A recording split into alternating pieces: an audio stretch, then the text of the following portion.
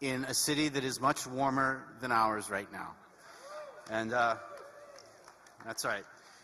So I'm just going to say just a couple brief words about the LA Habilitation House because they're going to be speaking about what they're doing here. So the Los Angeles Habilitation House offers employment and career opportunities to persons with disabilities.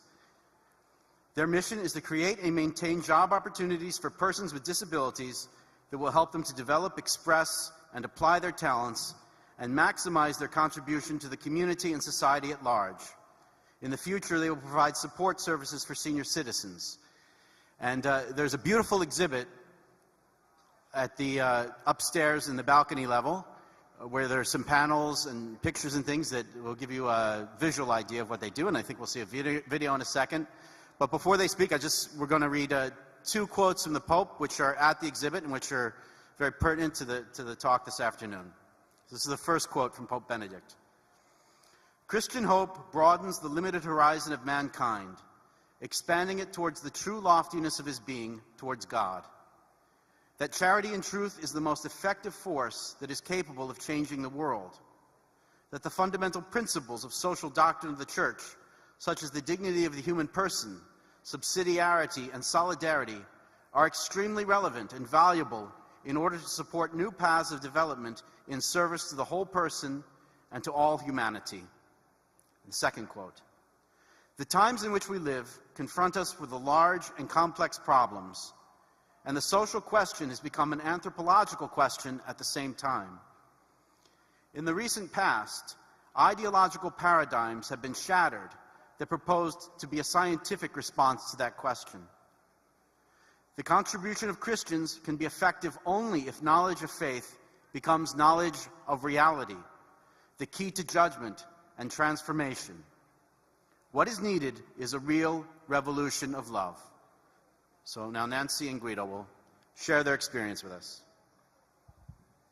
Thank you, John. We're really grateful to be here, and we appreciate so much being invited to come and put up our booth upstairs and present to you. We have a very short video of about 2 minutes just to show you some of our employees and the current work we are doing. So if we can have the video, please.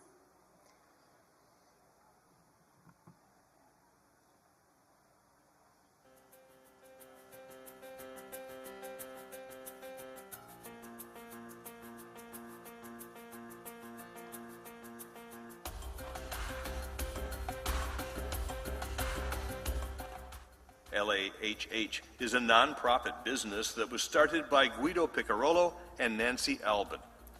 LAHH began with a desire from the heart to answer to the need for a work experience for adults living with disabilities so they could find a place that helps them to be unconditionally loved, corrected, and supported as they fully become themselves.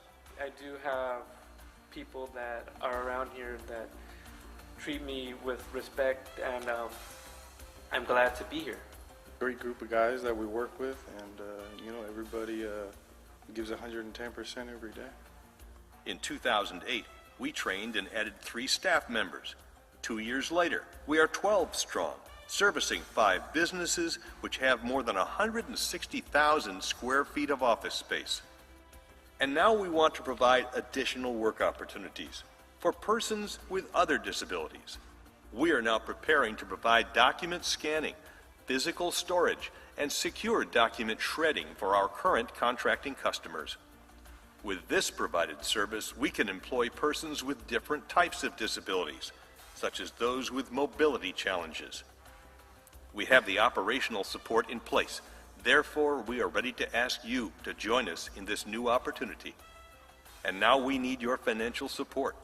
Our business plan, which includes equipment, training, and startup for the first 3 months, is $11,000. People with disabilities are no different than you and I. They all have their own interests. They all have their own strengths. They all have the ability, strong math abilities, strong organizational abilities, strong people abilities. They vary. They're like us. So if they have the opportunity to use those strengths in a variety of industries, a variety of types of jobs, it allows them to grow the same way we do when we're in a job that we love and fulfills a passion. This company is great, you know, and I like coming to work every day.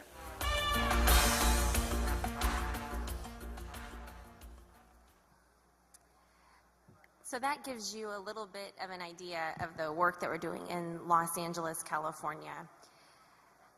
Guido and I, the quote from the Pope that John read you, the Pope said that in May of 2010, and we've been reading it ever since, not, working on it a little bit and understanding it more and more. But the part that really stuck out to us was the charity and truth is the only force capable of changing the world. And we thought to ourselves, we see a change in the people that we work with, that we employ, not only them, but also ourselves. And so we had to kind of retrace our steps because we didn't want to lose any of the knowledge that we had gained as we were going through this. So in November of 2009, we were asked to provide contract management services to the Department of Defense, their procurement offices. What that means is we would employ veterans with post-traumatic stress disorder or traumatic brain injury as contract specialists to perform this work as our employees, as a subcontractor to the different procurement offices of the Department of Defense. This whole thing came up because so many veterans are coming back from the war abroad with either post-traumatic stress or traumatic brain injury, and that coupled with the current recession, there's not enough jobs to get everybody working. As well, you have the problem that before you went to war, you were not disabled. After the war, you are disabled. So you now have to understand what does it mean to go to work with a disability that is invisible and that is misunderstood. The reason why we said Entrepreneurial Beyond Limits for the title of this talk is because there's an LA Times article that you can take a copy of, but it talked about so many employers didn't know how to respond to hiring a veteran with disabilities. They were all starting from the incapacity or the disability itself, and something that Guido and I have both thought about as we started the company, and now we're 4 years into it, that we didn't want to start from that fact. We didn't want to start from the person's disability. Instead, it's what the Pope had said, this charity and truth, this love that is true is the only force that's capable of changing. So we really desire to live that, and of course the faith that we have, which is educated through the companionship with communion liberation, is essential to us living this, because we're able to stand in front of the need of someone who has no job, maybe was homeless, and now has a disability, and maybe they're angry even about that. So the charity and truth was really something that we thought a lot about as after the Pope said it, as we're doing this contract management services. We've been asked to put veterans with disabilities in training, and so we have 36 guys that have gone through training. And the hope and the gratitude that has been generated from doing this online training is impressive. We were getting emails and phone calls from the guys saying, you don't know what gift you are to be giving us this opportunity. Many of the guys that we've encountered were unemployed after the war, and they were also not getting the right type of attention for their disability. So they are alone. A lot of them don't have family that's close. They don't have a job. They don't have a career. They don't have the skill set that they can apply, and it can be very isolating, and and it can make the person cynical then, and that's something that, from the start we wanted.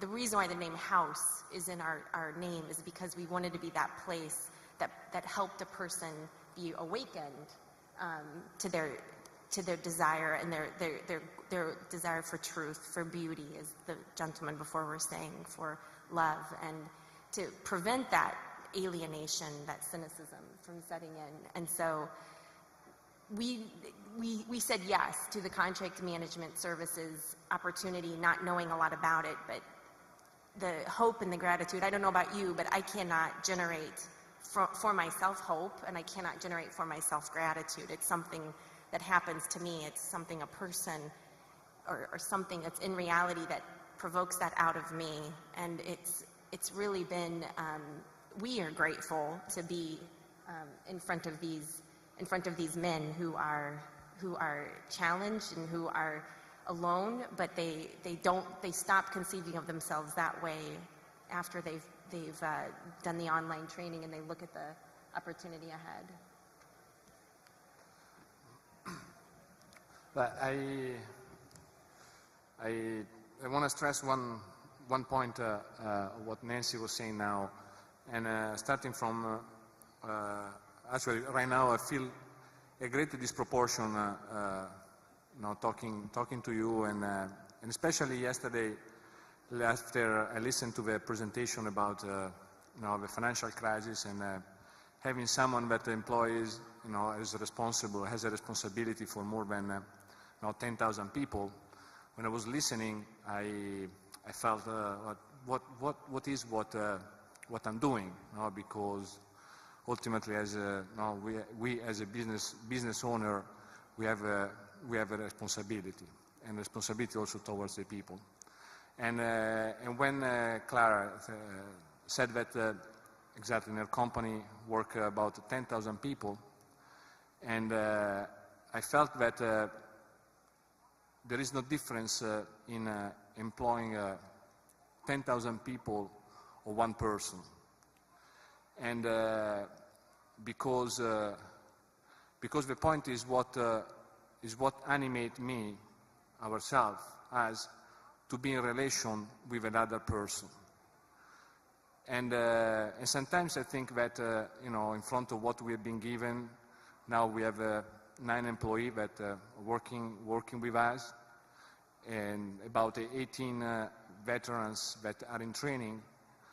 I wonder sometimes, I look at them and say, who am I in order to accompany these people and to be with people, to be responsible for these people, to run a payroll once a month, to fill financial statement, to be compliant with all the regulation and laws that you have to be compliant. Sometimes I think that the question why this is possible, what animates me, and I have to be sincere that the only things that animate and give the courage to look at what we are doing is only a clear and sincere love that I received for my life, and this is the love of someone else through encounter with Christ that shows in my life that will change my life. I don't have anything else to communicate except to love in the same way in which I've been loved. And this is not, in this respect, it's not that there is the religious talk and there is the business talk. What animates us is only the love that we have received from the encounter with Christ. And it's so true that this love becomes intelligence in which we do things. And the most amazing things in these 2 years has been the testimony of people coming to us, people that work, people that we are encountering, to networking. When they meet us, the only things that when look at us they can say is, you are different. You are different. And it's difficult for them, and this is also the beauty of that, because several times people told, you are thinking outside the box. I cannot fit you in a normal box, in normal categories. You are not a program, you are not a training, you are not a placement. Now, who are you? And the only answer that I can give through my work and through the life that I live is precisely to communicate this different life that is a life in a reality of a human presence of Christ. I want to tell you a little, and it's so true what the Pope says, that what is needed, the revolution that is needed, is a revolution of love.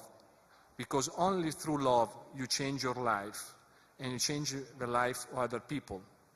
Not that my desire is to change other people's life. My desire is to live my life fully, as before we heard. And a few weeks ago, I was actually, a little fact before that. One of the guys in janitorial, the line of business that we have is janitorial, and it's very competitive. It's really hard to work within, even if it's, from a certain point of view, the most simple things. You think what they need: a broom, a mop, a vacuum, a couple of hot towels, and they go around and start cleaning desks and offices. It's not easy. Actually, one of the guys always tell me, Guido, it's not easy at all.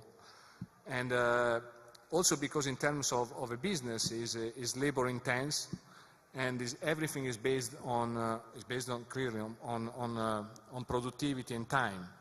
Now you have a certain amount of time to fulfill the task, to perform your tasks, and the people that we train are people exactly like with special needs, and issues with time.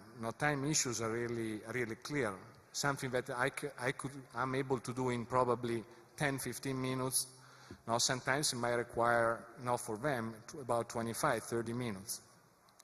So I have one of the guys is a vacuum specialist, also because what we train them and our desire is to offer them a career path, something that is once they learn is also transferable to other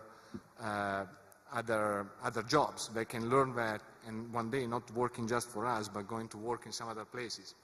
So he's a vacuum specialist. In the office, goes around, he has to vacuum. And he has a certain schedule that he needs to respect. And we work also with the state provider for every 3 employees that we have, what is called a job coach. A job coach is someone that should help you to do work. Doesn't work for you, but help for you. And one day I was on a shift, and I noticed that this Justin, his name, he was behind, he was late. So I stopped, I talked to the job coach and asked why Justin is behind, why is he so behind. And she said, no, there are some limits, and he can't, I gave up on him, because he can do that, the task can be done not in 15-20 minutes, but he needs about 40 minutes. And when she said that, I immediately felt a resistance, because I felt, who am I in order to give up on someone? Who am I in order to limit the other person to something that I think, based I don't know what he can or what he can do? My responsibility is to love this person for what this person is. And so I looked at her and I told her, okay, I bet you that he will make it. And for a few weeks, I began to work with him, going around with him during the shift, understanding that since he has a form of severe autism, he loves vacuuming. It's perfect. I mean, every single corner of the room, he goes in and vacuum what needs to be done. So I couldn't change that. But what I could change, what I could suggest him to be more efficient, was the way in which he was walking. Because when he was moving to one place to another, it was pretty slow. So I said, Justin, let's pick up the pace. Walk in the same pace that I have. And he started doing that the first day, 15 minutes, the second day for half an hour, the third day, 40 minutes.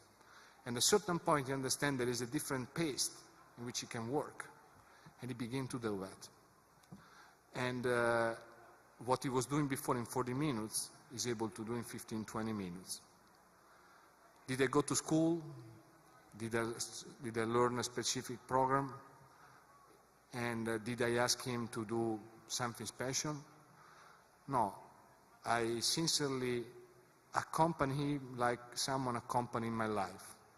So much so that this guy, and that's a story, that to me included the business aspect, because I needed to be on time in order to deliver service, and I needed to respect the humanity who is in front of me, which ultimately is a mystery. So a few weeks ago, I found out he didn't come to work for a few days, and so his father called us in the office and said, Justin didn't feel very well, he will not be there for a couple of days. I said, absolutely. And after a couple of days he came back to work, and he didn't feel, at the beginning of the shift, I was called by our supervisor. He told me, Justin doesn't feel well, I sent him home. I said, okay, let me come there. So I went there, and I saw that he was not doing well. So I said, call home, ask your parents to come to pick you up. And in the meantime, I decided not to leave him alone, but stay with him, because I didn't know what he could have had. So I went to Starbucks and sat with him, and we started talking about things, and his father arrived after after 20 minutes. When his father, and in the meantime, while we were there, I found out that he didn't come to work the previous 2 days because on the weekend he had a seizure. And the second time that happened. And he was very worried about that because it was not recurring in his life. And he was asking me in a dramatic way, if this is something that I will have for the time, for all my life. And you see a kid, a guy that is 21 years old, ask, is this what I will have for the rest of my life? And I told him, I don't know, I can't tell you about that, but I know that you're here now, and we are working together, and now we will go through that together. And when his father arrived, Justin immediately stood up in front of his father and looked at his father and said, I told him what happened. I know that you didn't want me, but I told him. And his father, a little bit embarrassed, looked at me and said, no, yeah, I didn't want because I don't want to worry you guys. I don't want anybody worried for Justin. And Justin, in that meantime, looked at his father and said, but Dad, he loves me. And this is who I am. I cannot share with him what I am. He said he loved me, and in that respect I think that what I'm verifying for my life is the truth of what Nancy was saying before and what John said at the beginning, that the revolution that is needed is love. And love for the other, the awareness of the love that I received for my life, the awareness of His presence, the love that I receive every day from His presence, and to communicate this love is what changed life, what allow you to do a human path in your life. This is what I'm learning, that similar to also what was said yesterday in a representation that Adam brought to Mary. It's not that there are two words, one word here and the other word up there.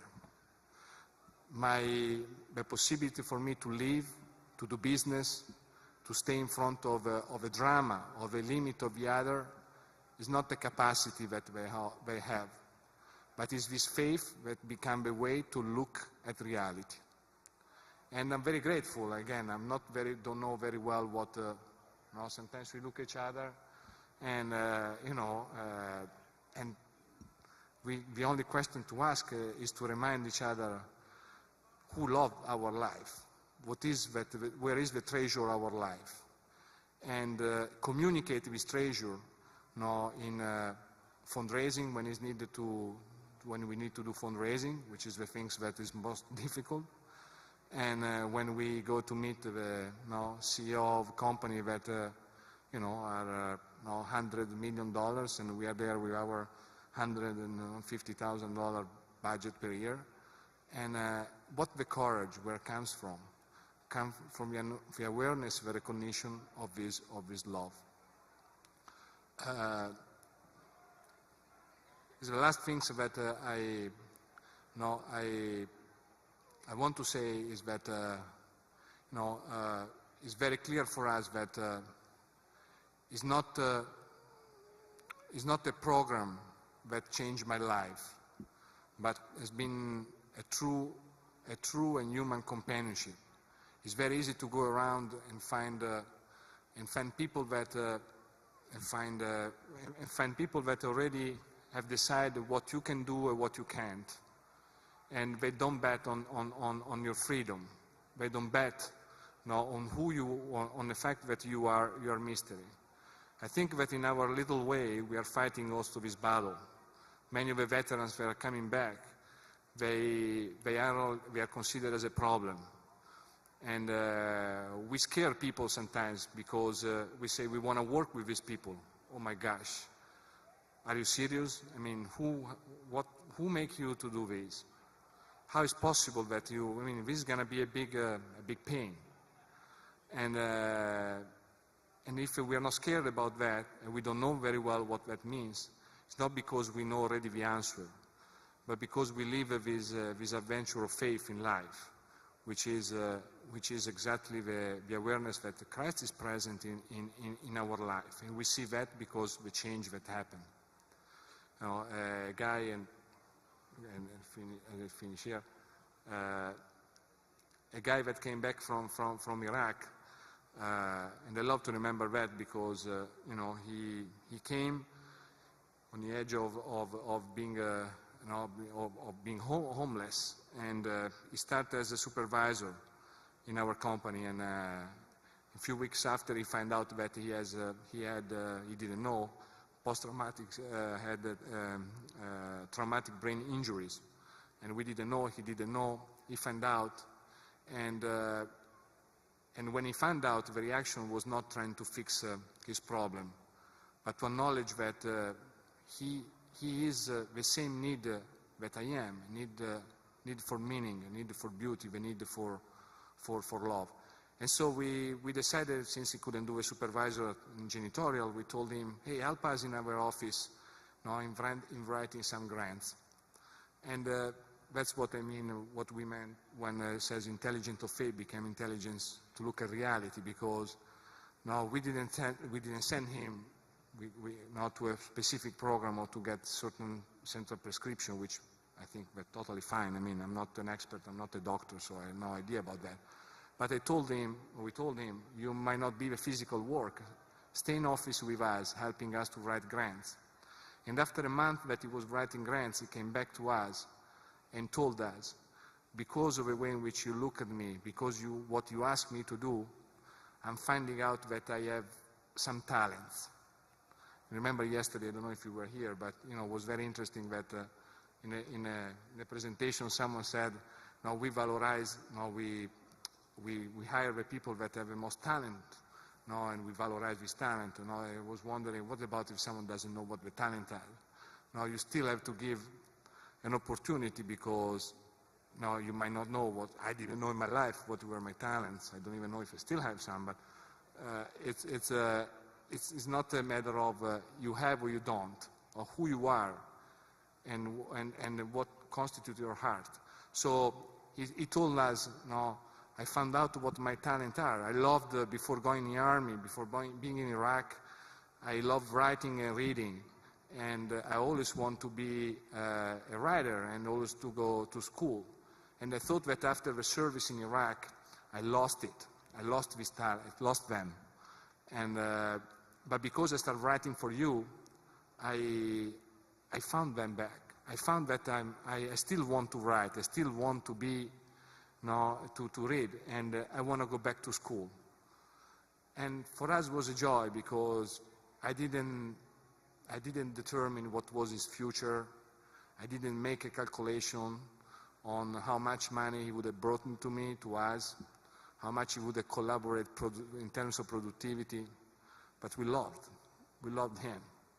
And that began to mysteriously generate an adult, a man who now is going to school and is more certain that what is made for, the answer to what is made for can be encountered.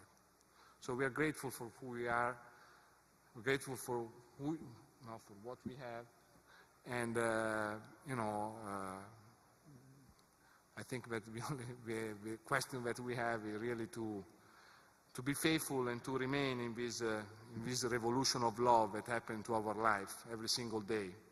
It's not a scandal that often we in the office. I'm Catholic, so in the office, one of the simple things that we try to do, not often, but sometimes, is to read together the saint of the day, to know who is this man. And I'm happy about that, because ultimately these people are people that work. They were working. And work for the only task often is not to recognize what is the glory of our Lord. And they leave the sign in the history. So our humanity is called to be like that, and it's a path that has been already signed. We are not inventing anything else, but just following what in our life happened, and we are great that has been given to us as a gift this possibility here. Thanks.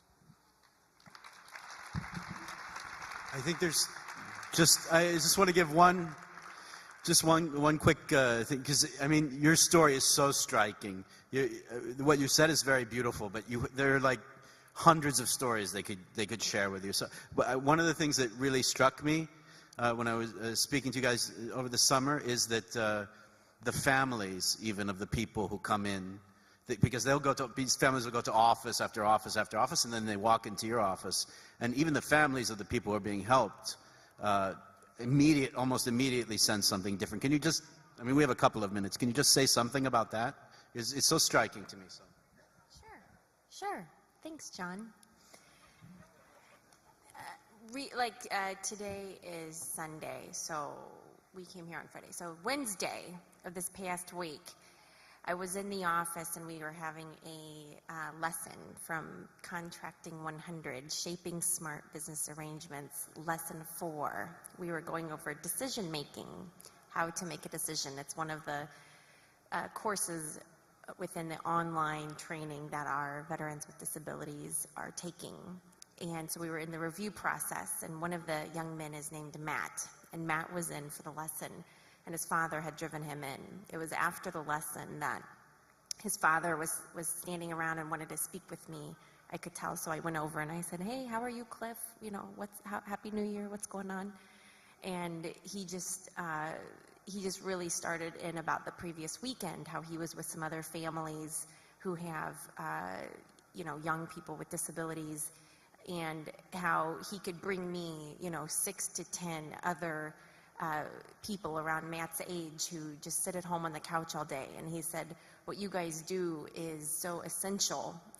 They tell us when Matt was born that, after high school, one of the next steps would be for him to join a day program, which is a solution that the state of California has proposed to these parents with children with disabilities, and it's a place to go and do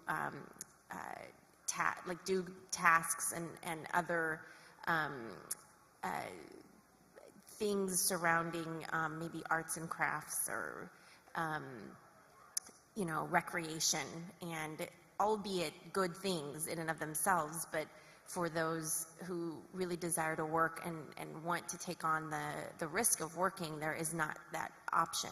And so Cliff was going on about the policy, the educational policy in the state of California, and how we need to change that, and how we need to be, Los Angeles Habilitation House needs to be the model that other companies are following, because these kids can work and they just have to have people that take that risk on them and bring them in and go step by step. And he said, you don't know the possibility and the hope that you've generated, not only in myself and my wife Vanessa, but of course Matt, but so many other families that we constantly talk about. What is Matt doing? And people can't believe it, that he's taking this online class to eventually work on contracts, to do the process that's called closeout on these contracts, and they can't believe this opportunity exists, and they want more of these. And he just was going on, and he had the brochures. He was showing me about the different classes and things that he wants to take to learn about educational policy, because he really thinks all the dollars are going into these day programs, and that's not giving the kids the jumping off point from high school to understand their talents and their abilities. And he was going on and on and on, and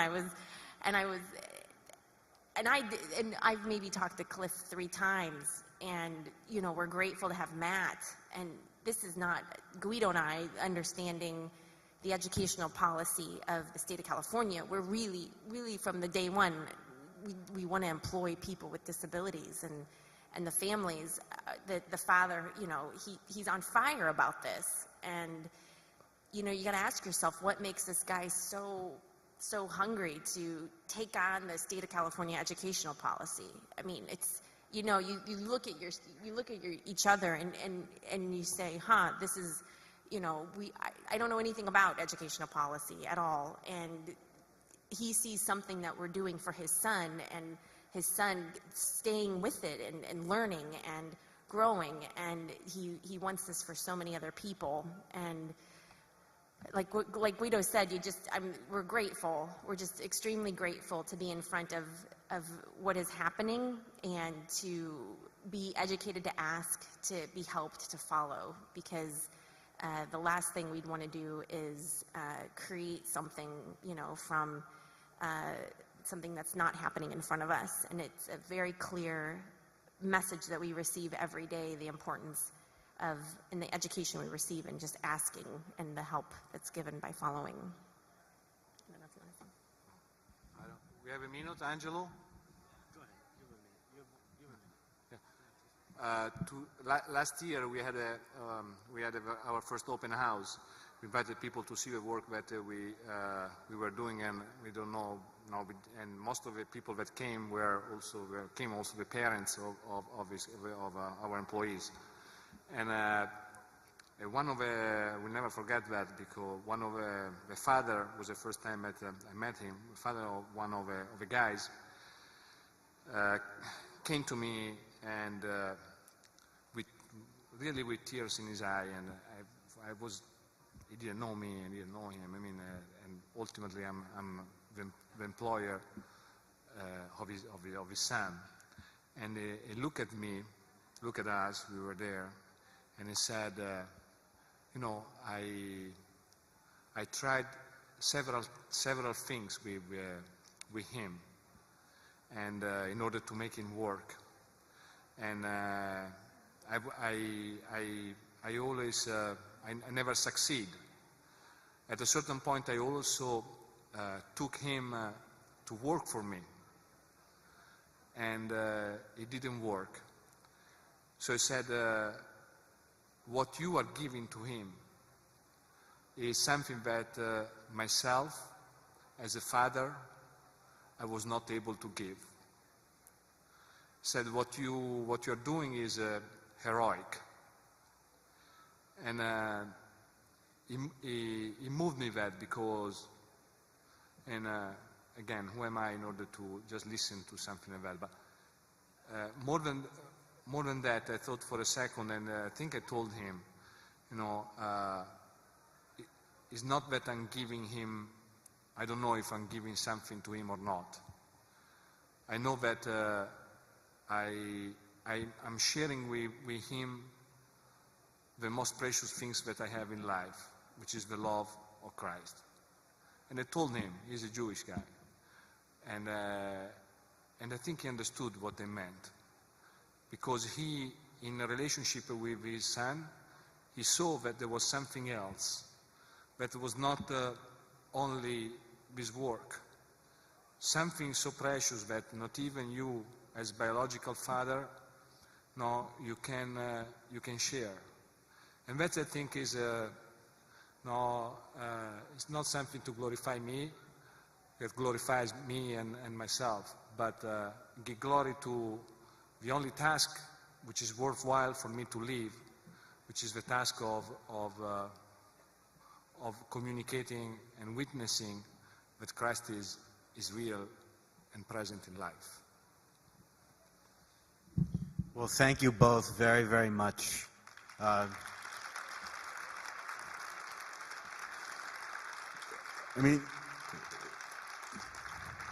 the phrase a revolution in love is really a very big, dramatic thing to say. And it's very rare when you have the opportunity to really meet two people who can bear witness that this revolution is something that happens, that can really happen in life. And so I would say you're very lucky because Nancy and Guido are here upstairs, and really you just got a very small taste of the incredible story of what's going on there. And so you can go upstairs and meet them and talk to them and hear all of these incredible stories. And I really encourage you to take advantage of the fact that they're here, and you can speak to them upstairs.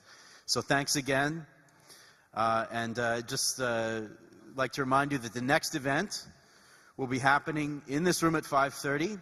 Can an accomplished scientist be a genuine believer today? A discussion exploring the boundaries of faith and science. Can faith assist science? Can science assist faith? These questions will be discussed by Lorenzo Albacete, theologian and author, Kenneth Miller, professor of biology at Brown University, and Charles Towns, Nobel Prize winner in physics. I also invite you to take a look at all the exhibits that are here, including the exhibit on Flannery O'Connor and on business in the back. There are guided tours. And I remind you that the New York Encounter is made possible because of your donations and the hard work of many volunteers. There are over 120 of them working here for free, and we thank them. And we warmly invite you to support the New York Encounter with your donations, which you can make in the back. Okay, thank you. We'll see you later today. Thanks.